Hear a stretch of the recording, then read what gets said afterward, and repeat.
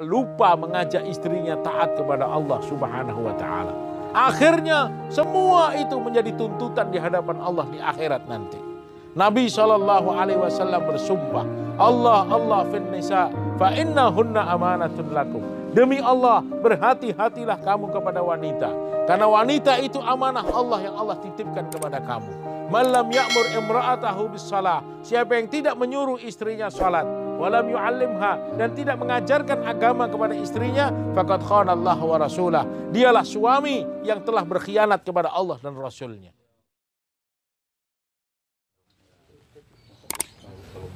Bismillahirrahmanirrahim. Assalamualaikum warahmatullahi wabarakatuh.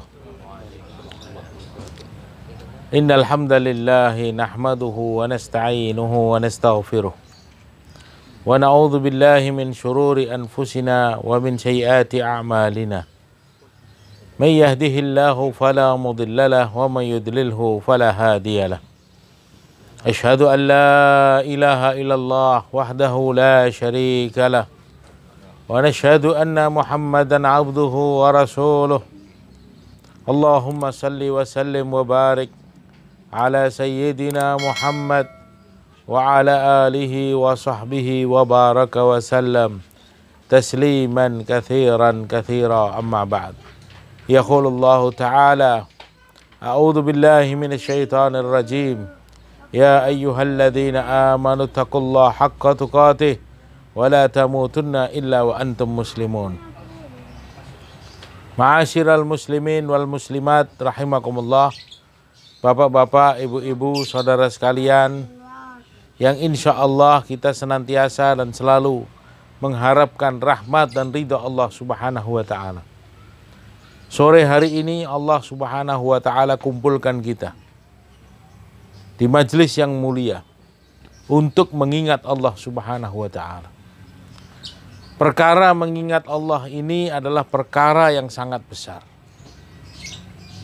Majelis apapun diadakan dimanapun dengan fasilitas sebesar apapun, kalau di dalamnya tidak mengingat Allah Subhanahu wa ta'ala, maka majelis tersebut akan menemui kegagalan dan kekecewaan di dunia dan di akhirat. Ayyu majlisin lam yuzkar ismallah fiha kanat hasaratan yaumal qiyamah. Majelis manapun yang di dalamnya tidak ada unsur untuk mengingat Allah dan bersolawat kepada Nabi SAW, maka orang-orang yang ada di dalam majelis tersebut akan menemui kegagalan dan kekecewaan di akhirat nanti. Jadi kita bersyukur kepada Allah. Allah berikan kepada kita kesempatan untuk duduk di dalam majelis yang mulia, walaupun sederhana. Kita duduk di emperan seperti ini, tidak pakai atap. Tapi subhanallah, ini majelis yang dikerumuni oleh para malaikat. Ini majelis yang sangat besar. Majelis yang dibangga-banggakan oleh Allah Subhanahu wa ta'ala. Dibanggakan di depan siapa? Dibanggakan di depan malaikat. Wa yubahi bikumul malaikah. Allah bangga orang-orang yang duduk ini di depan malaikat. Kenapa? Karena dulu saat Allah Subhanahu wa ta'ala ingin menciptakan manusia, malaikatnya protes. Qalu ataj'alu fiha may yufsidu fiha wa yasfikud dima wa nahnu nusabbihu bihamdika wa nuqaddisu lak. Wahai Allah, kenapa harus diciptakan manusia? Manusia ini hanya buat masalah saja. Tidak ada gunanya diciptakan manusia.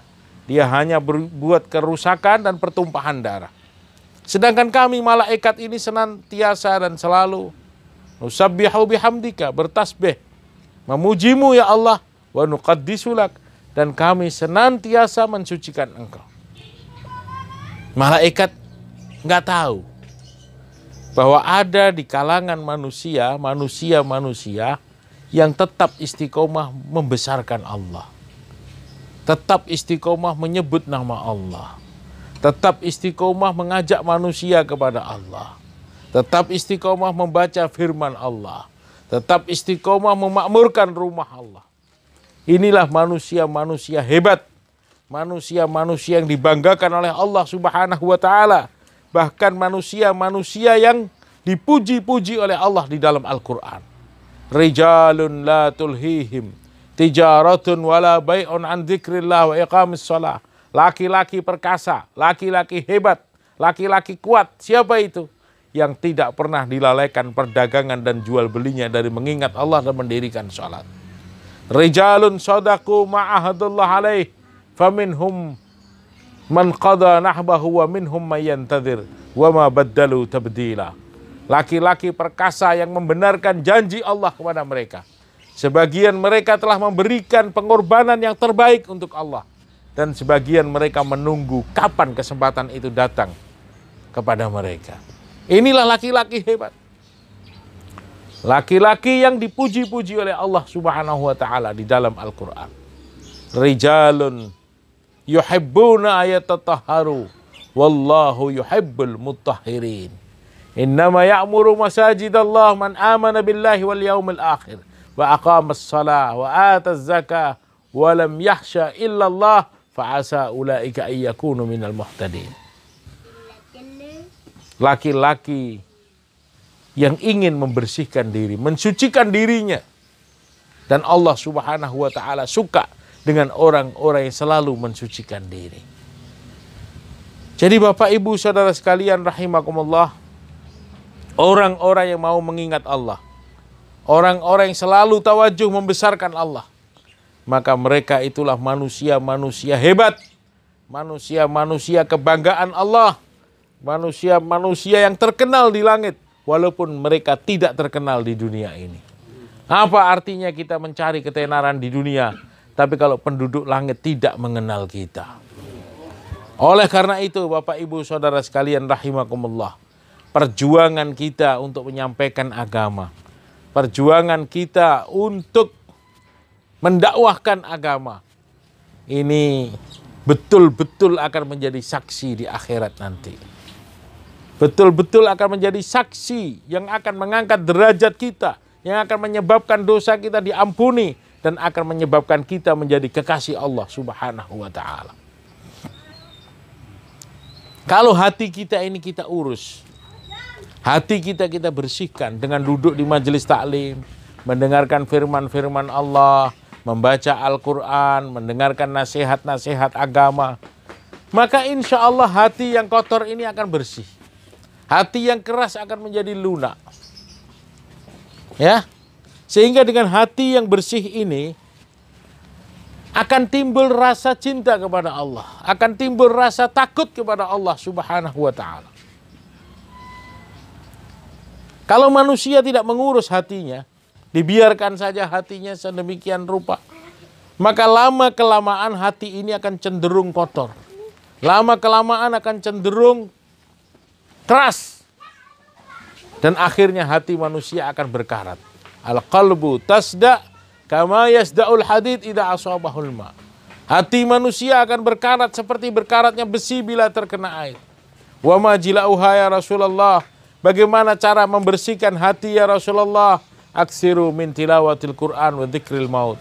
Banyaklah kamu baca Quran dan ingat mati. Baca Quran cerita akhirat.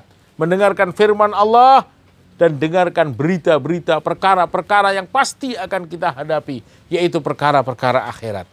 Inilah dua obat ampuh mujarab untuk membersihkan hati kita. Jadi duduknya kita di majelis ini betul-betul ini merupakan obat yang sangat ampuh yang akan menjadikan hati kita semakin bersih, hati kita semakin lunak, hati kita semakin terang.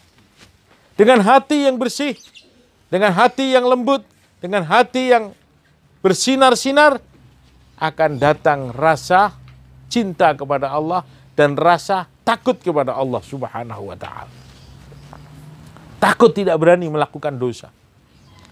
Takut jangan sampai Allah Subhanahu wa ta'ala murka dengan kita. Setiap langkah difikir jauh-jauh, matang-matang. Setiap ucapan dipertimbangkan terlebih dahulu. Jangan sampai satu ucapan saya ini menyebabkan Allah marah dengan saya. Jangan sampai langkah saya ini menyebabkan datangnya murka Allah Subhanahu wa ta'ala. Orang yang di dunia ini punya rasa takut kepada Allah, maka Allah Subhanahu wa ta'ala akan buat dia aman di alam-alam berikutnya. Saat mati, aman. Saat dimasukkan ke kubur, aman. Saat dibangkitkan dari kubur, aman. Saat berjalan menuju mahsyar, aman. Saat berada di padang mahsyar, aman. Saat menerima catatan, aman. Saat ditimbang amalnya, aman. Saat melintasi jembatan sirat, aman. Sampai dia aman dari neraka dan masuk ke dalam surga. Kenapa? Karena saat di dunia, dia betul-betul punya rasa takut kepada Allah Subhanahu wa ta'ala. Dari mana rasa takut itu datang? Karena hatinya selalu dibina, hatinya selalu dibersihkan, hatinya selalu disinari dengan cahaya Al-Quran. Maka timbul rasa takut di dalam hati, takut kepada Allah Subhanahu wa ta'ala. Kenapa manusia hari ini banyak yang tidak mau taat kepada Allah? Karena dia tidak takut kepada Allah.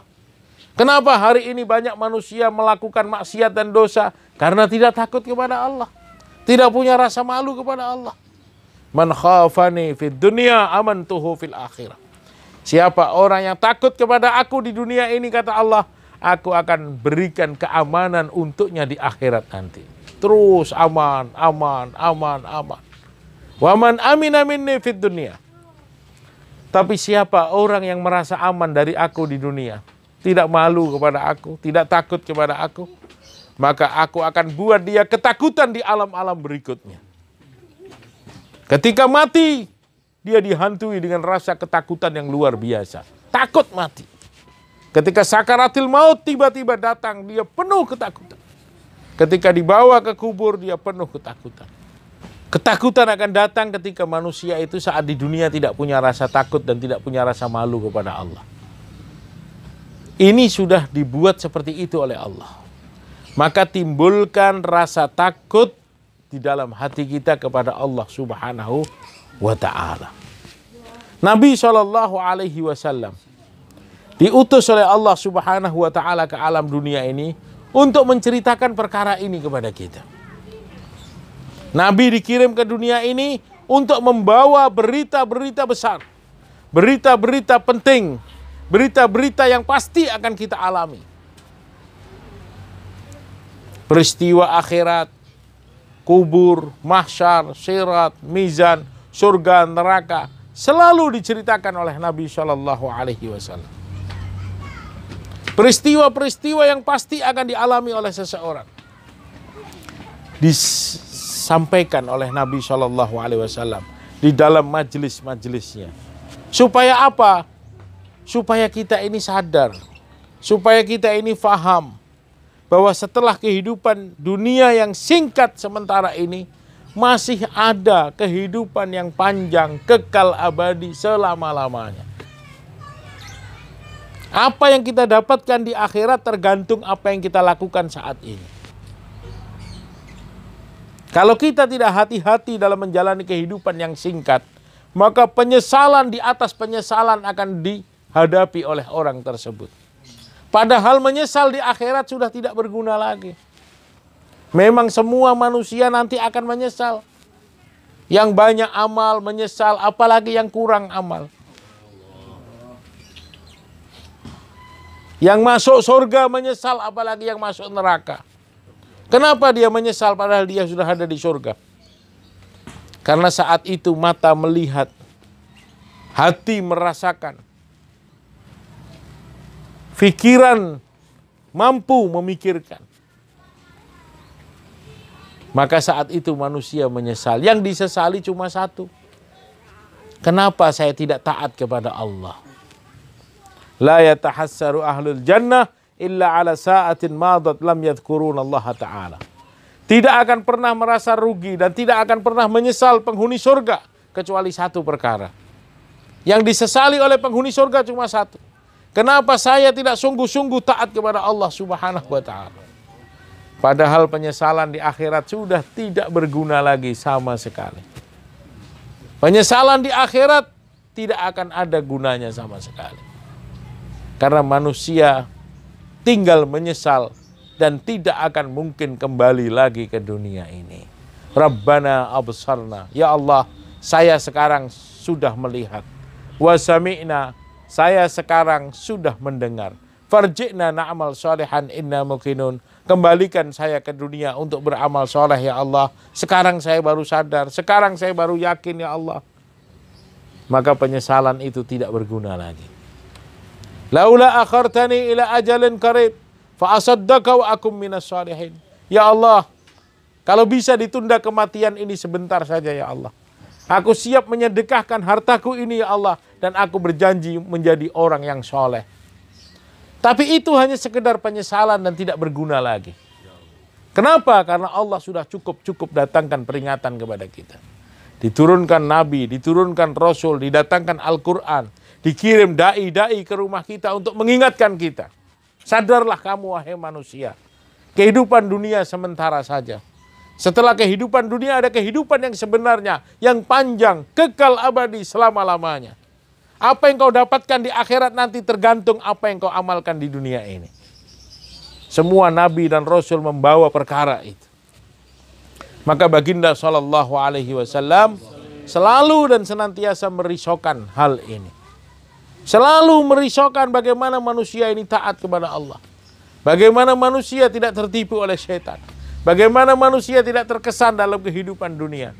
Bagaimana manusia tidak dikuasai oleh syahwat dan hawa nafsunya. Nabi selalu berfikir siang dan malam. Yatajawwalun Nabi sallallahu alaihi wasallam lailan wa nahar. Nabi berjaulah mendatangi umat siang dan malam. Siang hari bercucuran keringat, malam hari bercucuran air mata.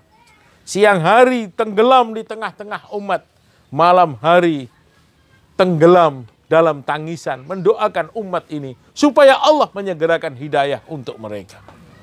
Saat Nabi SAW tertidur di siang hari, turun teguran dari Allah Subhanahu wa Ta'ala. Ya ayyuhal mudassir kum fa'andir wa rabbaka fakabbir. Wahai orang yang berselimut, wahai kekasihku yang sedang berselimut, bangun, berikan peringatan. Maka Nabi bergegas diri pada saat itu.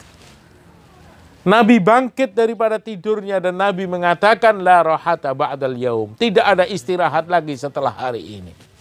Yatajawwalun Nabi sallallahu alaihi wasallam lailan wa nahara. Nabi mendatangi manusia siang dan malam, masuk ke lorong-lorong, masuk ke kampung-kampung, naik ke atas bukit, datang ke khemah-khemah di musim haji, mengirim surat-surat kepada raja-raja, mengajak mereka taat kepada Allah Subhanahu wa Ta'ala. Malam hari turun lagi teguran daripada Allah, ya ayyuhal muzammil qumil laila illa qalila. Wahai orang yang berselimut, bangun, munajat kepada Allah, minta kepada Allah supaya orang-orang yang kau datangi di siang hari Allah berikan hidayah kepada mereka di malam hari ini. Itulah kerja orang mulia, kerja baginda sallallahu alaihi wasallam. Kana Rasulullah sallallahu alaihi wasallam mutawaliyal ahzan daimal fikr. Nabi sallallahu alaihi wasallam terus dalam keadaan gelisah. Nabi sallallahu alaihi wasallam selalu berfikir. Mutawaliyal ahzan, terus dalam keadaan sedih. Sedih karena apa? Memikirkan keadaan umatnya.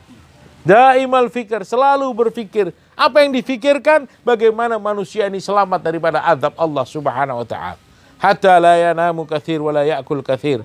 Sampai-sampai Nabi itu tidak nyenyak ketika tidur dan tidak kenyang ketika makan. Tidurnya tidak nyenyak karena memikirkan umat. Makannya pun tidak kenyang karena memikirkan umat. Banyak kisah-kisah kita baca. Subhanallah. Baginda sallallahu alaihi wasallam kekasih Allah. Habibullah, orang yang paling dicintai oleh Allah. Dunia ini milik Allah. Kalau Allah mau kasih segala sesuatu untuk kekasihnya bisa. Mampu. Tapi kita lihat bagaimana perjuangan Nabi untuk agama. Ra'aitu hilal ba'da hilal ba'da hilal la yuqadu fi baitin Nabi sallallahu alaihi wasallam an-nar. Aku melihat 2 bulan berganti-ganti. Bulan hilang pergi, datang lagi bulan hilal, pergi lagi, datang lagi hilal, tidak dinyalakan api di rumah Rasulullah sallallahu alaihi wasallam. Bi aisya'in ya'ishuna ya Aba Abdurrahman. Dengan apa mereka hidup tanpa menyalakan api berbulan-bulan? Al-aswadan, dengan 2 benda hitam. Al-ma' wa tamar, air dan kurma, air dan kurma. Berbulan-bulan dialami oleh Nabi sallallahu alaihi wasallam. Sampai ketika itu Umar bin Khattab radhiyallahu anhu datang dan masuk ke rumah Nabi SAW, menyaksikan dengan mata kepalanya sendiri apa yang dialami oleh kekasih Allah itu. Umar bin Khattab radhiyallahu anhu melihat Nabi sholat dalam keadaan duduk. Araka tusalli jalisan ya Rasulullah fama asabaka. Aku melihat engkau sholat dalam keadaan duduk ya Rasulullah. Apa yang sedang menimpamu saat ini ya Rasulullah? Maka Nabi katakan, asabani al-ju' ya Umar. Hari ini saya sedang lapar sangat ya Umar, sehingga aku tidak mampu berdiri mengerjakan sholat. Umar pun menangis bercucuran air mata. Ini kekasih Allah. Ini adalah Habibullah, Sayyidul Anbiya wal Mursalin. Tapi Allah Subhanahu wa ta'ala siap melihat kekasihnya dalam keadaan seperti itu karena mulianya kerja dakwah. Karena mulianya kerja dakwah. Allah tega, Allah rela melihat kekasihnya dalam keadaan seperti itu. Maka Umar pun menangis bercucuran air mata. Nabi katakan, la tabki ya Umar.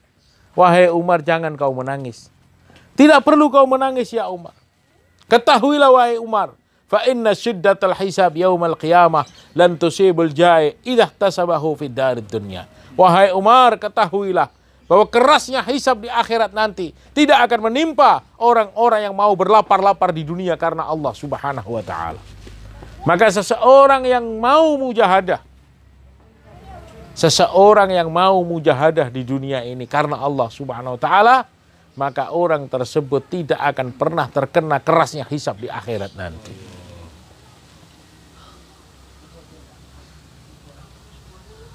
Itulah perjuangan baginda sallallahu alaihi wasallam. Memikirkan keadaan umat. Apalagi ketika Nabi sallallahu alaihi wasallam ditunjukkan kondisi keadaan surga dan neraka. Nabi melihat indahnya surga. Dan Nabi melihat sengsaranya penghuni neraka. Nabi cerita kepada kita yang masih hidup ini. Apa kata Nabi? Ra'aitul jannah. Aku telah lihat surga. Walam ara al khair mislal jannah. Dan tidak ada keindahan, kenikmatan melebihi surga. Wa inni ra'aitun nar. Dan aku telah lihat neraka. Walam ara asyar mislan nar. Dan tidak ada penderitaan, kesengsaraan melebihi neraka. Maka Nabi sedih. Apa yang disedihkan oleh Nabi? Ternyata ketika Nabi ditunjukkan surga, Nabi melihat kebanyakan orang-orang di surga itu orang-orang miskin. Uridat alayyal jannah wa nadhartu aktsaruhum al-masakin. Aku ditunjukkan surga di depan mataku dan kebanyakan penghuni surga adalah orang-orang miskin. Wa uridat alayyan nar, dan aku ditunjukkan neraka, wa nadhartu aktsaruhum an-nisa, dan kebanyakan penghuni neraka adalah kaum wanita. Maka Nabi Shallallahu Alaihi Wasallam selalu memberikan nasihat kepada para wanita.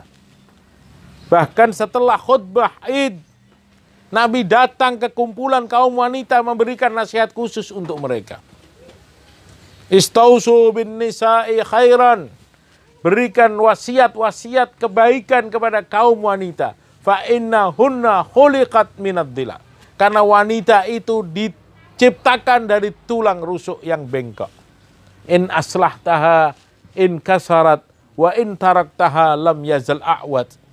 Wanita itu diciptakan dari tulang rusuk. Kalau kamu biarkan, dia terus akan bengkok. Tapi kalau kamu salah memperbaikinya, dia akan patah. Maka harus terus diberikan nasihat. Harus diberikan nasihat. Kenapa? Karena ketika seseorang mampu membina, membawa istrinya untuk menjadi partner dengannya dalam usaha agama, maka wanita itu adalah asbab mempercepat suaminya masuk ke dalam surganya Allah Subhanahu wa ta'ala. Tapi kalau tidak, justru wanita itu akan menjadi asbab masuknya anak dan suaminya ke dalam neraka jahanam. Maka Allah Subhanahu wa ta'ala berkali-kali berulang-ulang mengingatkan kita. Inna min azwajikum wa auladikum aduwan lakum Sesungguhnya sebagian istrimu dan anakmu adalah musuh-musuh kamu. Kenapa Allah katakan musuh? Padahal kita hari-hari memikirkan dia. Hari-hari berkorban untuknya. Ternyata mereka menjadi musuh kita di akhirat. Apa enggak konyol seperti ini? Kita capek siang dan malam untuk urus mereka. Ternyata di akhirat bukan menjadi pembela. Justru mereka mendorong kita masuk ke dalam neraka. Menjadi musuh. Jangan. Bagaimana caranya supaya istri kita dan anak kita tidak menjadi musuh kita? Ajak mereka untuk sama-sama wujudkan agama dalam kehidupannya. Ajak mereka untuk menjadi partner kita dalam kerja dakwah. Ya ayyuhalladzina amanu qu anfusakum wa ahlikum nara. Wahai orang-orang yang beriman, jagalah diri kamu dan keluarga kamu dari api neraka. Kita diperintahkan, kita diharuskan, kita disuruh oleh Allah untuk merangkul, menggandeng anak istri kita supaya sama-sama selamat daripada neraka. Waquduhan nasu wal hijarah, karena bahan bakarnya neraka itu manusia dan batu. Bagaimana hari ini kita katakan sayang dengan anak istri kita? Bagaimana hari ini kita katakan cinta dengan anak istri kita? Padahal sebenarnya kalau kita tidak ajak mereka taat kepada Allah, hakikatnya kita sendiri yang menjeburkan mereka ke neraka jahanam. Sekarang kita katakan sayang anak, sayang istri. Di mana letak sayang? Maka seorang suami yang mengajak istrinya taat kepada Allah, mengajak istrinya dalam kerja dakwah, mengajak istrinya berada dalam suasana agama, merekalah suami yang betul-betul cinta dengan istri. Belum tentu kalau kita kasih dunia istri kita, kemudian kita dinyatakan cinta dengan Allah Subhanahu wa taala, belum tentu. Berapa banyak suami-suami di dunia ini yang melengkapi istrinya dengan fasilitas dunia. Membelikan istrinya perabotan-perabotan yang mahal-mahal. Tapi mereka lupa mengajak istrinya taat kepada Allah Subhanahu wa ta'ala. Akhirnya semua itu menjadi tuntutan di hadapan Allah di akhirat nanti. Nabi SAW bersumpah, Allah fin nisa fa innahunna amanatun lakum. Demi Allah, berhati-hatilah kamu kepada wanita. Karena wanita itu amanah Allah yang Allah titipkan kepada kamu. Malam ya'mur imra'atahu bis salah. Siapa yang tidak menyuruh istrinya salat, walam yu'allimha, dan tidak mengajarkan agama kepada istrinya, faqad khanallaha wa rasulah. Dialah suami yang telah berkhianat kepada Allah dan Rasulnya. Cukup suami seperti itu dikatakan pengkhianat. Kenapa? Karena dia cuek dengan istrinya. Dia cuek dengan amalan istrinya. Dia cuek dengan akhlak istrinya. Dia tidak peduli istrinya hidup dalam keadaan jahil. Dia tenang-tenang saja, seakan-akan tidak pernah terjadi apa-apa dalam rumah tangganya. Inilah laki-laki dayus. Dayus yang membiarkan istrinya, tidak cemburu kepada istrinya. Dia tidak akan pernah mencium bau wanginya surga. Maka suami yang ada risau, yang ada peduli, menggandeng istrinya untuk sama-sama taat kepada Allah Subhanahu wa ta'ala, maka merekalah suami-suami yang betul-betul cinta kepada istrinya. Inilah suami yang diperintahkan oleh Allah. Suami yang ada peduli, suami yang ada tanggung jawab, suami yang ingin menyelamatkan istrinya dan ingin menggandeng istrinya sama-sama masuk ke dalam pintu surganya Allah Subhanahu wa ta'ala. Oleh karena itu Bapak Ibu Saudara sekalian rahimakumullah, bersyukurlah kepada Allah. Karena Allah kasih kepada kita kesempatan seperti ini. Allah kasih peluang seperti ini kepada kita. Di tengah-tengah akhir zaman yang penuh fitnah, masih ada sekelompok manusia yang jalan dari kampung ke kampung, dari lorong ke lorong, subhanallah. Ini yang akan menolak azab Allah Subhanahu wa ta'ala. Menghidupkan suasana agama. Ini yang akan menarik rahmat Allah Subhanahu wa ta'ala. Maka karunia yang Allah berikan kepada kita ini harus kita syukuri bersama. Karena Allah mau gunakan kita. Allah mau pakai kita. Kita ini orang-orang yang tidak paham. Kita ini orang-orang biasa. Kita ini orang-orang yang tidak hebat. Tapi Allah gunakan kita untuk kerja yang mulia, kerja yang agung, kerja yang hebat. Walaupun sederhana, hakikatnya ini kerja besar. Ini tanda Allah cinta kepada kita yang harus kita syukuri. La in syakartum la azidannakum. Kalau kamu bersyukur, aku akan tambahkan, kata Allah. Wa in kafartum, tapi kalau kamu kufur tidak bersyukur, inna adzabi lasyadid. Ketahuilah azabku sangat pedih kepada kalian. Maka bersyukurlah kepada Allah. Bagaimana caranya syukur? Tambah semangat lagi. Tambah sungguh-sungguh lagi. Tambah pengorbanan lagi. Tidak ada jalan keluar untuk menyelesaikan masalah. Tidak ada solusi untuk menyelesaikan masalah umat kecuali dengan agama dalam kehidupan mereka. Apa yang dibawa Nabi, itulah satu-satunya obat yang mujarab. Apa yang dibawa Nabi, itulah satu-satunya obat yang manjur untuk menyelesaikan semua permasalahan umat. Coba kita lihat, ketika Nabi datang di tengah-tengah kota Mekah, apa yang ada di Mekah? Yang ada di Mekah hanya kehancuran saja. Yudfinuna banatahum, mereka suka menguburkan anak wanitanya. Wa yakulunal maita war riba, makan bangkai, makan riba. Wa taqataluna fima bainahum, suka berperang, bunuh-membunuh. Wa yatufuna auratan, tawaf terlanjang laki-laki dan wanita. Bahkan hari itu tidak ada harganya wanita. Hari itu wanita tidak ada harganya di masa jahiliyah. Idza busyira ahaduhum bil unsa dalla wajhuhu muswaddan wa huwa kadzib. Bahkan ketika anak mereka lahir wanita, malu, nggak mau. Dikubur hidup-hidup anak wanita itu. Atau dikasih pakaian laki-laki. Dibiarkan hidup dalam keadaan hina. Begitulah kondisi jahiliyah. Maka datang Islam mengangkat derajat wanita. Memuliakan wanita. Setinggi-tingginya dimuliakan di dalam Islam. Asalkan wanita mau taat kepada Allah Subhanahu wa ta'ala. Tapi ketika wanita cari jalan hidup selain daripada agama, maka dia akan kembali hina sebagaimana hinanya wanita di zaman jahiliyah dulu. Maka ketika wanita ingin mulia kembali dalam agama, tidak ada jalan yang lain. Bagaimana caranya? Tingkatkan pengorbanan. Dorong suaminya untuk keluar di jalan Allah Subhanahu wa ta'ala. Konsentrasi, ikhlas dan banyak doa kepada Allah Subhanahu wa ta'ala.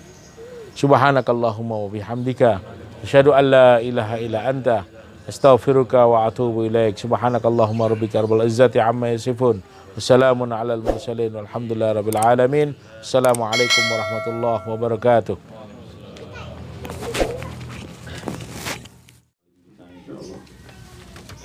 Dan kita masih kita niatkan selalu bagaimana kalau ada tawaran-tawaran tentang pentingnya takaza agama, kita semua sudah siap mengambil takaza insyaallah.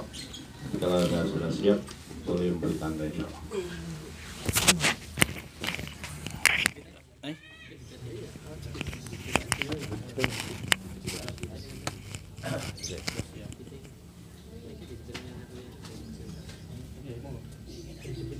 Ya. Dua-duanya. Siap. Oh ya, dua.